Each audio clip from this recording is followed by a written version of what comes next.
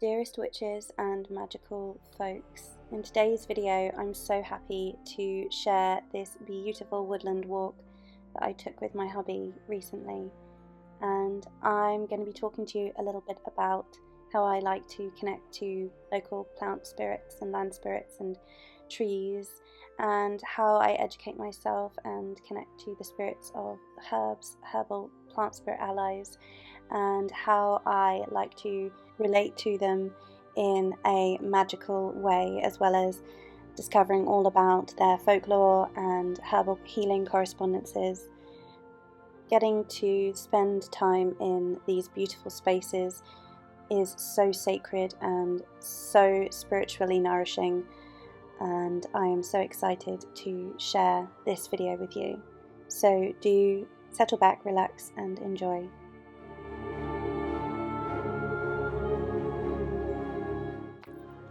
Hi!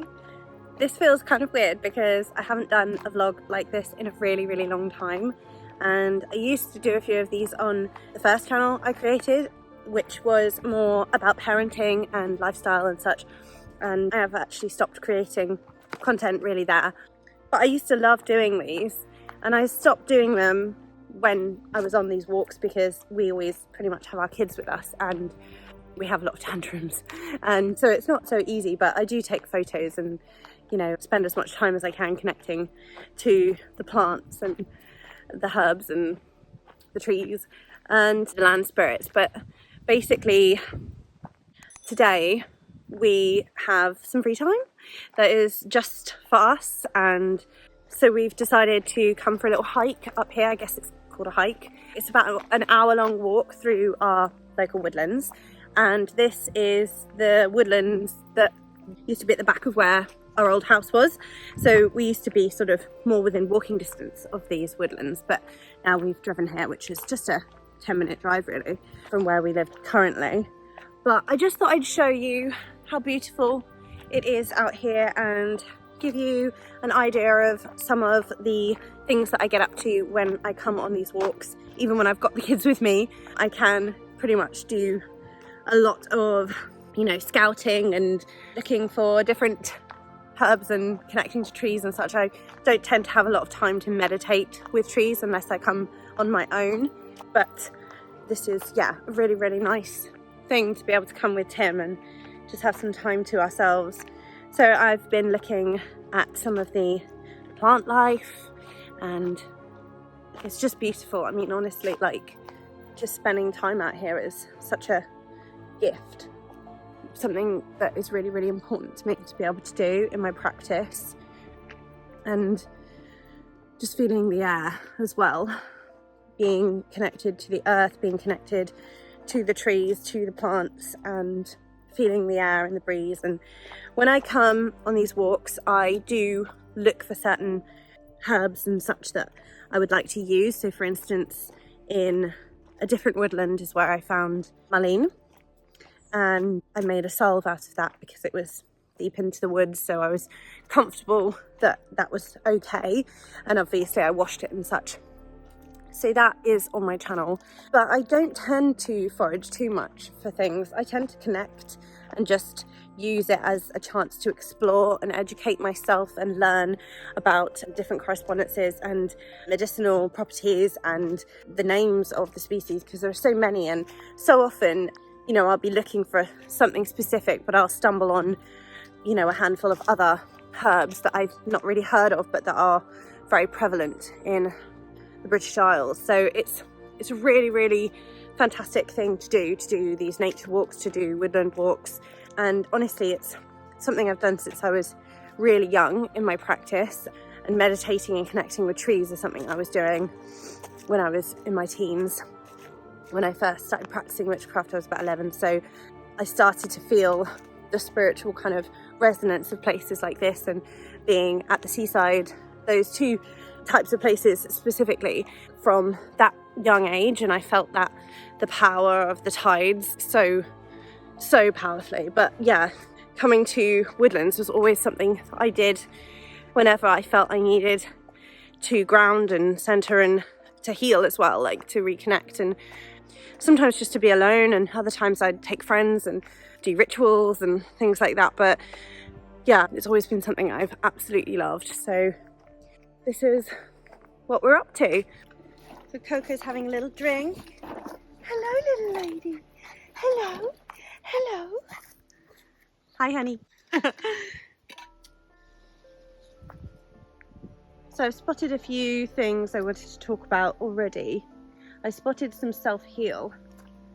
Usually the self-heal that I find, it has these beautiful little purple flowers, but it looks like maybe these are still sprouting, or I'm not sure.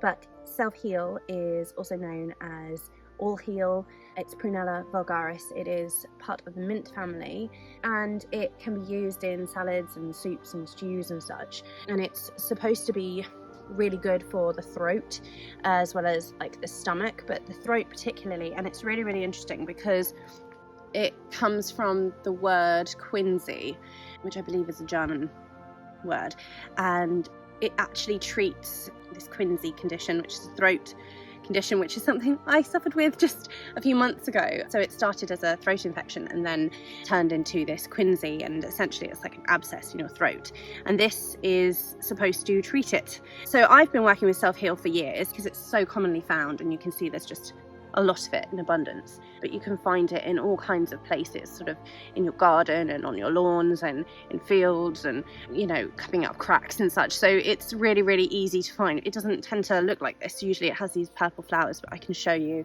some that I have at home that I've dried, and I've always used it in healing spells and working such as that, like self-love and such. But you can obviously use it in teas and things, so it's a really, really beautiful herb to connect to, and I've just found it such a beautiful herb ally to work with in my practice.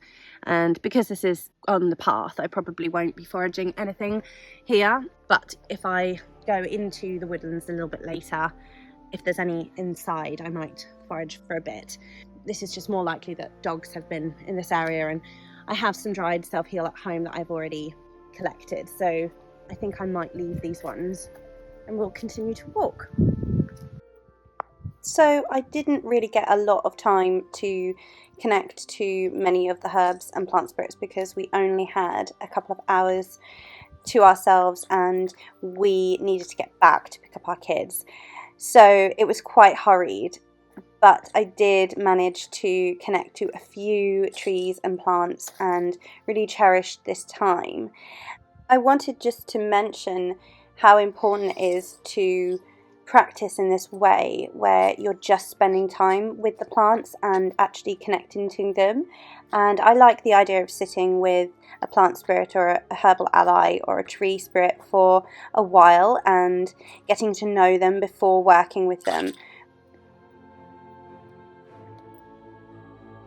So this right here with the little white flowers is Enchanter's Nightshade, and it's actually part of the Willowherb family. I've been spotting this a lot on the walks, so I'm going to be looking into this, but apparently it has some mystical correspondences. So yeah, I'm going to look into that. This is Meadowsweet, Spirea ulmaria. It's associated with the summer solstice, and it has an energy of blessings and love and happiness and calmness and a really positive energy. It was also a herb that was sacred to the Druids. The herb was commonly used to make mead, and the Anglo-Saxon word meadure, meaning mead, is where the name Meadowsweet actually originates from.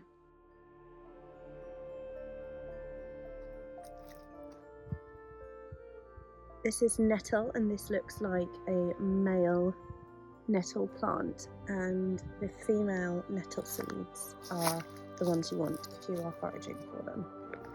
So there are a lot of brambles, as you can imagine, but there aren't many blackberries. Well, I haven't seen any blackberries. I have seen some blackberries on the school run, but yeah, there don't seem to be any that are ready here, but they are very, very beautiful. Very, very beautiful. And of course, bramble is perfect for protection and boundary work, as well as abundance and blessings. So you can use so many of these herbs and plants in different ways. It's just beautiful. But I always like to connect to the plant spirits first, especially if you've never really worked with them before, because otherwise it can sort of seem a bit, maybe a little bit rude. And I believe that a plant that you are connected to is going to serve you a lot more than a plant you've never worked with. So you can also meditate with whatever plant you're trying to connect with. This is definitely a topic I want to delve deeper into on my channel, so I am planning to make another video to go into greater depth about how to connect to plant spirits that you want to work with. The first thing is to know the land that you are on and to become acquainted, really, and then just get to know the herbs, the plants, hold them in your hands, ingest them if it's safe to, and start talking to the plant, meditate with the plant, spend time with the plant, then start to work with the plant in various different ways and speak to the plant about what you'd like support with. Please do like, share and subscribe, as well as follow me on Instagram and TikTok. Also, I have a Patreon page if you're interested in coming over there to see what I'm offering. Thank you so much for spending some time with me, and so many blessings.